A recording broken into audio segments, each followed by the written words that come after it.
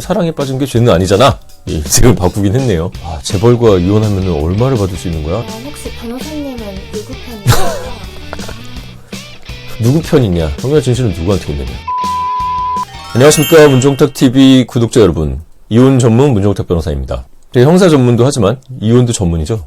SK그룹 최태원 회장과 아트센터 나비 노소영 관장이 이혼 소송 중이죠. 얼마 전에 1심 판결이 나왔는데 노소영 관장 측에서 불복하고 항소를 진행해서 이제 항소심이 진행 중에 있습니다. 이혼 사유는 전 국민이 알게 됐죠. 최태원 회장과 내연녀 김희영 씨 둘 사이의 부정행위와 불륜. 김희영 씨는 최태원 회장과 15살 차이라고 하는데 현재는 TNC 재단 이사장으로 있고 두 분은 동거 중에 있습니다. 얼마 전 제가 올렸던 홍상수 감독 김민희 사회와 굉장히 흡사하죠. 차이가 있다면 홍상수 감독의 부인분은 이혼 소송에서 이혼 기각을 구했지만 노소영 관장님은 참다가 그래 이혼하자 대신 재산 분할을 크게 하겠다 이런 식으로 흘러간 것 같습니다. 2015년에 최 회장은 언론에 본인이 이제 김 이사장과의 외도 사실 혼외자가 있음까지 공개를 했고, 제 동생이 지금 파리에 있죠?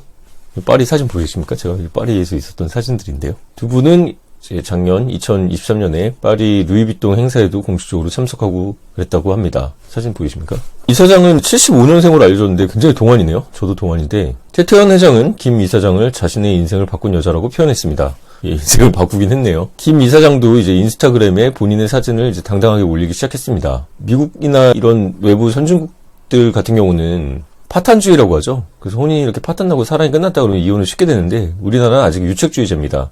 그렇기 때문에 최태원 회장 같은 경우는 불륜을 저질렀기 때문에 유책배우자고 유책배우자가 이혼 소송을 구하면 기각되는 게 저희의 실무였죠. 하지만 이제 노소영 관장도 이혼을 구하고 있고 서로 이혼 소송하면서 이혼을 한다는 차이가 없죠. 재산 분할 액수만 다투고 있으니까 사실상 혼인은 완전히 파탄됐고 그렇기 때문에 두 분이 당당하게 사진들을 올리고 하는 것 같습니다. 삿바죄야? 요즘 줄임말이 굉장히 유행하네요. 삿바죄야는 사랑에 빠진 게 죄는 아니잖아.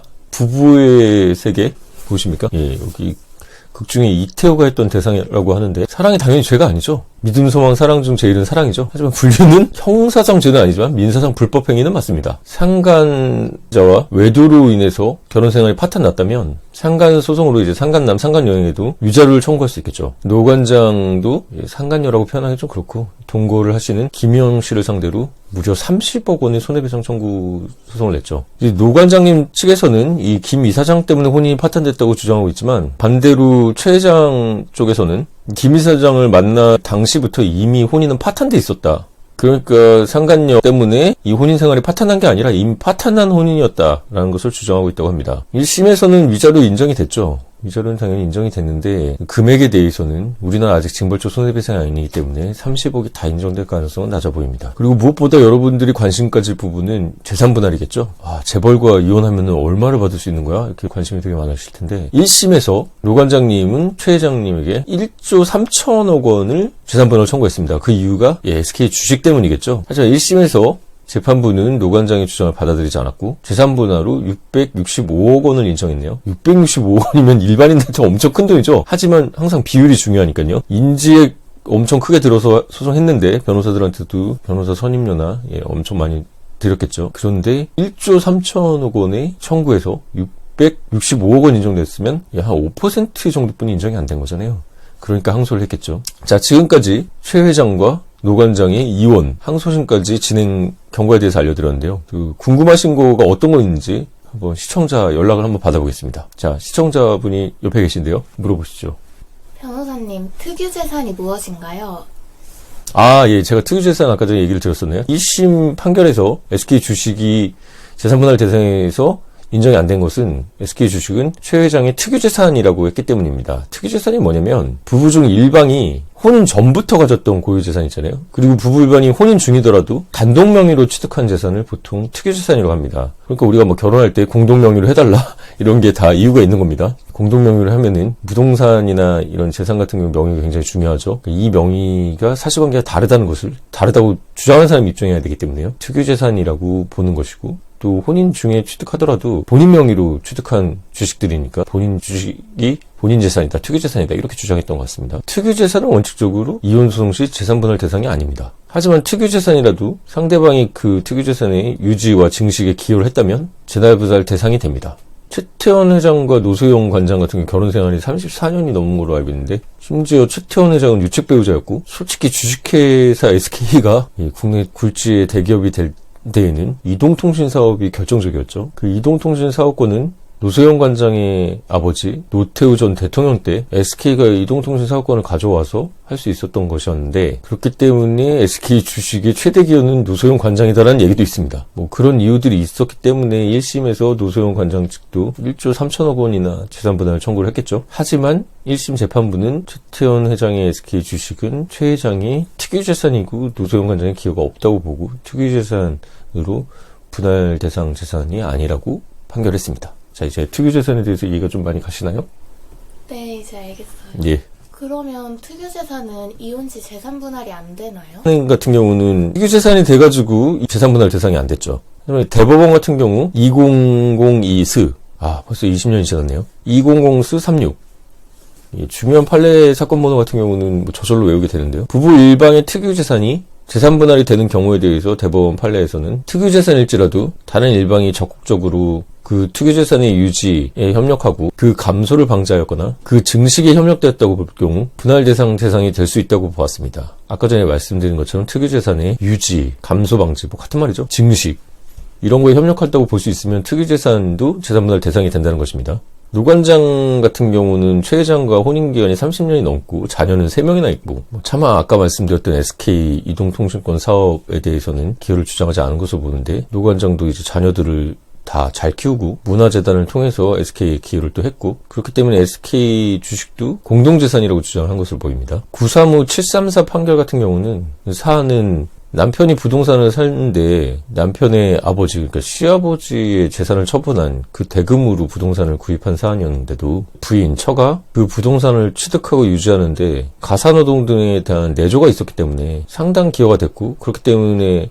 남편의 아버지, 시아버지한테 물려받은 돈으로 산 부동산도 재산분할 대상이 된다고 했던 사례가 있긴 합니다. 실무상 혼인기간이 이렇게 길고 자녀들이 성인이 될 때까지 살았고, 그런 경우 재산분할 할 때 투기재산도 분할 대상으로 넣어서 보통 반반씩 하고 하기도 하는데, 그 경우는 보통 분할 대상 재산이 10억 내외일 경우를 말하는 것이고, 이 경우처럼 거의 재벌의 엄청나게 큰 주식들 1조가 넘는 돈들을 분할하고 이런 사례들은 거의 없었죠. 그렇기 때문에 1심 법원 같은 경우는 최태원 회장의 SK 주식을 분할 대상 재상에 포함하지 않았던 것입니다. 일반적인 경우는 특유재산도 재산분할 대상에 포함이 되지만 금액이 커지거나 기여한 것을 입증을 못하면 분할 대상 재상이 되지 않습니다. 질문에 답변이 잘 되었나요? 네, 그러면 1심 판결에서 최 회장의 SK 주식을 재산분할 대상에서 제외한 이유가 뭔가요? 첫 번째는 내조나 가사노동만으로는 사업용 재산을 분할할 수 없다는 것이 가장 큰 이유였습니다. 전업주부의 내조만으로는 주식과 같은 사업용 재산을 분할할 수 없다는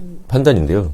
통상적인 가정과 최 회장처럼 대기업을 운영하고 있는 경우는 많이 다르죠. 보통은 부인이 애들 키우고 가사를 전담해줬기 때문에 남편이 밖에 나가서 근로로 돈을 벌고 자영업 정도 하면서 돈을 벌 수 있다, 이렇게 보는 건데, 이런 상장기업, 대기업 같은 경우는 배우자의 가사기업? 배우자들도 뭐 이렇게 가사노동 안 하겠죠. 보통 도우미 아줌마들이나 입주해서 계속 가사를 하신 분이 계시고, 주식가치의 상승이 사실 소속 근로자들의 피와 땀이고, 경영자의 사업 판단, 투자, 세계 정세, 뭐 이런 것들 때문에 주식의 가치가 좌우되는 것이지, 배우자의 가사 노동이 기여가 큰 건 아니잖아요. 같은 것은 같게 다른 것을 다르게 보기 때문에 뭐 일반인들 재산 분할과는 좀 많이 다르게 봅니다. 두 번째 판결 이유 중에 이혼에 따라서 회사 경영이 좌우되면 안 된다는 내용도 있었던 걸로 기억하는데요. 부부간의 분쟁에 의해서 회사 경영이 좌우되면 안 되겠죠. SK 같은 경우는 대기업이고 그에 딸린 이제 근로자들, 임직원들이 얼마나 많이 있겠습니까? 관련 하청업체들도 그렇고. 근데 이런 두 부부의 이혼으로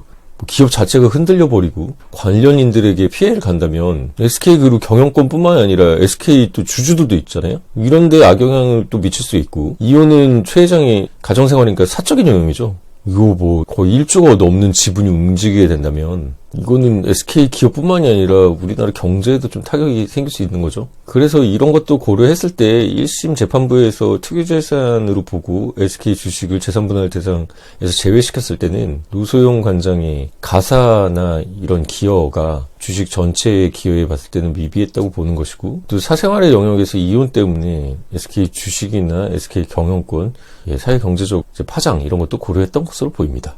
그럼 항소심에서 판결이 바뀔 수 있을까요? 항소심을 주로 속심이라고 하는데요. 사실관계의 증거 같은 경우는 1심 판결에서 썼던 증거들을 그대로 씁니다. 근데 사실 SK가 이런 굴지의 대기업이 된 데에는 이동통신 사업의 기여가 가장 크죠. 하지만 서두에 얘기했듯이 그때 노세훈 관장님의 아버지인 노태우 전 대통령이 재임 시절이었는데 그렇게 기여를 했다는 게 인정돼버리면 정경유착이죠. 불법 사안이 될 수도 있기 때문에 변호사들도 조심스러울 겁니다. 하지만 그건 뭐 옛날 얘기고 특유재산이 분할 대상이 되면 노 관장님 같은 경우는 엄청난 재산을 받게 되는 것인데요. 최 회장 측, 노 관장 측, 각 변호사들이 얼마나 재판부를 잘 설득하냐에 따라서 승패가 좌우되겠죠. 결국 항소심 예상은 변호사를 잘 만난 측이 이긴다는 겁니다. 15년 이후에 거의 8년째 끌고 있다고 들었는데 항소심에서 결과가 어떤지는 지켜봐야 알겠습니다. 그러면 혹시 변호사님은 누구 편이신가요?